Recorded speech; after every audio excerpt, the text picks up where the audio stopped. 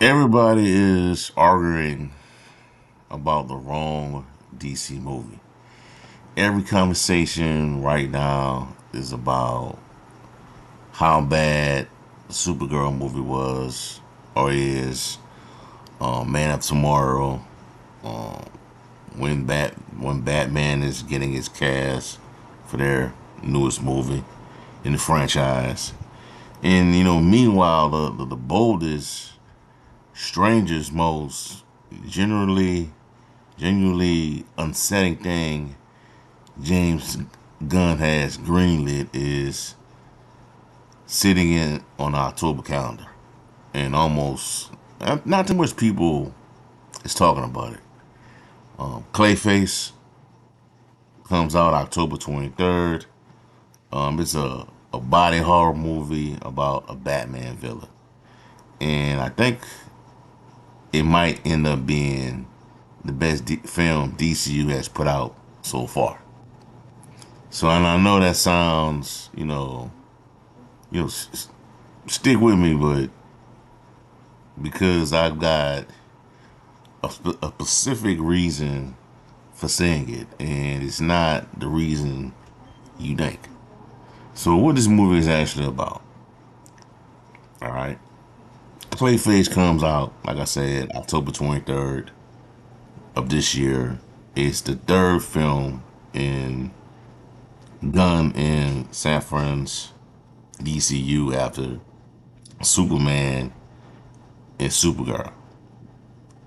Third movie in a brand new universe, and they're spinning it on Clayface, not Batman, not Wonder Woman, Clayface. For anybody who doesn't know the character, Matt Hagen is a Hollywood actor, young guy on the rise, and then he gets handsome guy gets disfigured, and in his desperation to fix his face, to get his career and his identity back, he turns to a scientist who transforms his body into this shifting, moldable clay. So he could become anyone. He could reshape himself at will, and the horror of it is that in becoming everyone, he loses the one thing he was trying to save himself.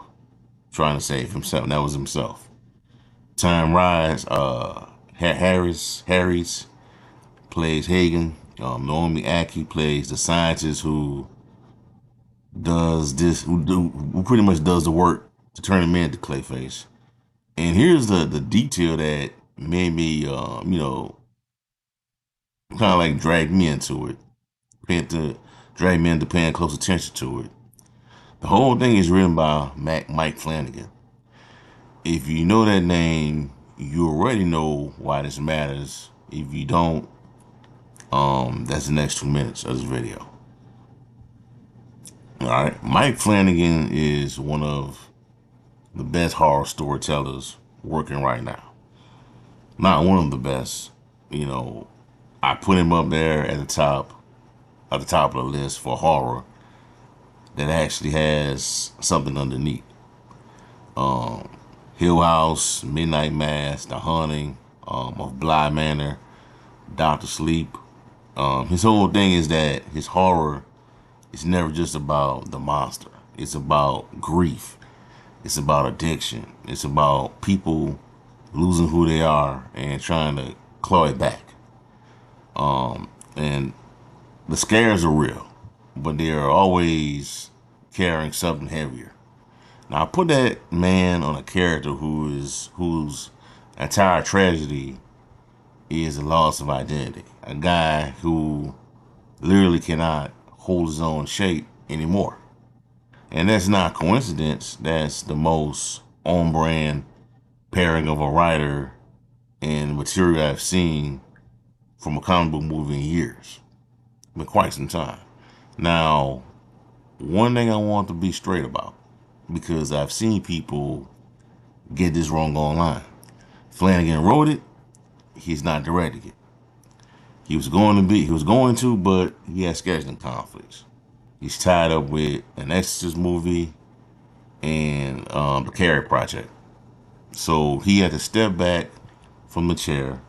That's the first time in his career he had to leave something he was that passionate about. So the director is James Watkins, and before you treat that as a downgrade, Watkins made Eden Lake. He made The Woman in Black. He made Speaking of Evil. This is a real horror filmmaker.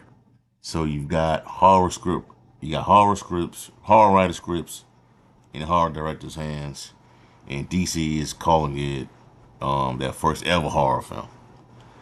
That combination is why this one gets in my attention. It gets this is why this one got my attention over anything else on their slate. In my honest opinion, you know, and here's why I want to make the actual argument though.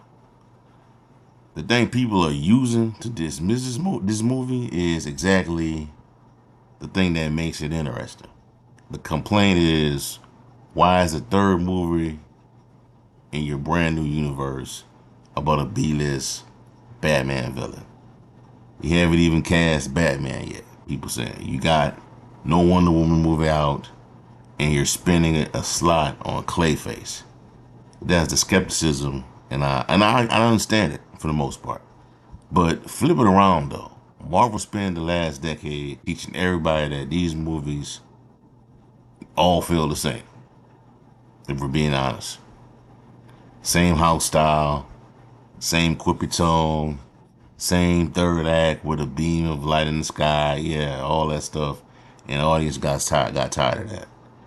You've heard the phrase superhero fatigue 1,000 times. So what does Gunn do?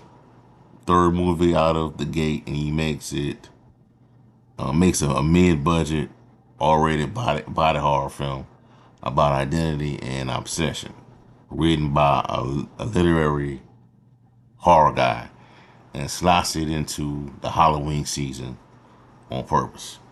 They move it off September specifically to own that spooky, that Halloween window, the same way Black Phone and the Halloween movies did. So this is not the company is not playing it safe. That's a company saying our universe can be anything. One movie could be Superman flying around, being hopeful, and next one could be generally disturbing. So that's the range that DC is trying to shoot for. They want to use that range to separate themselves from Marvel. Now, whether it works or not, that's the real creative swing. Creative swing. And I'd rather watch a studio take a risk, um, like they did, like that, than give me an 8 version of a movie I've already seen, like what they're doing with Spider-Man on the other side. So, um, to be honest with you, I just to give you the reason why this movie hits differently for me specifically, and that's because I write horror supernatural stories. That's my whole lane for the most part. I also have a vigilante thriller as well. So, and the transformation is the thing though, and I keep coming back to because it's the scariest idea in the genre when you do it right. Everybody thinks the scary part of a monster is the claws or the teeth.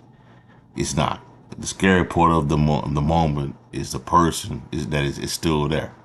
The moment they knew they were becoming, and they can't stop it. That's the real horror, not the finished monster. The finished monster part. It's the becoming part. So that's just how I see it. And I'm glad Marvel taking a chance on this because I think you look at the history of both publications, Marvel, DC. I don't really think Marvel even like try to veer over into horror. I mean, unless you want to call the Blade movies that, but that was like a long time ago in a different era of Marvel. they have the Gritty series on Netflix where they had Luke Cage and Jessica Jones, Daredevil. Now they on Disney Plus. They had that angle, but nobody has really like crossed over into the horror comics yet. So we'll see how it all play out though. But Clayface is the most interesting thing DC has on board, and it's the one thing, the one thing getting, the one show, the one movie getting the least attention. It's got the best writer, a genuinely scary premise, a studio willing to take a big swing, and a horror concept with actual emotional weight underneath it. So that's a better foundation than most of anything else in the game right now, in the genre right now. Could it fall apart? Sure. But the ingredients here are the ones I actually care about.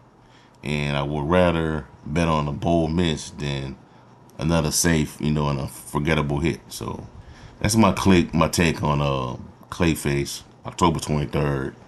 I think a year from now we're going to be, talking about it as one of the best things DC ever did.